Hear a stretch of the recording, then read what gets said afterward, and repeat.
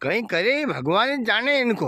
अगर इनकी छोरी को जो फोन आई जाए, हाँ भाई मारे तो इन्हीं सर्दी हुई गई, मारे तो माथो दुखन, मार तो कहीं सूझ नहीं पड़े, ने तो भन चक्कर हुई गई। वो माजीड़ा मारी छोरी से 5 बजे रात की उठा ना खा घर का 12 काड़ा काढ़े ने सब सरू रोटा थेपे ने माँ छोरी बीमार हुई गई। माँ छोरी को तो कोई ध्यान नहीं राखन, इतनी ठंड में इतनो काम करन और ननन भी पड़ी रहे, उन्हें सासू का भी बस जल चढ़ाना से फुर्सत नहीं, महा छोरी को कोई ध्यान नहीं रखे।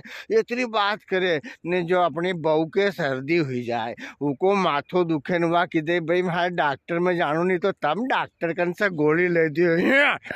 कौन हुई गयो थारे जिम्मे ही होगी आखा नरा गुलाब जामुन डालडा घी का, हाँ थोड़ी से दूध में हल्दी पटकिन पीला सही हो जाएगी।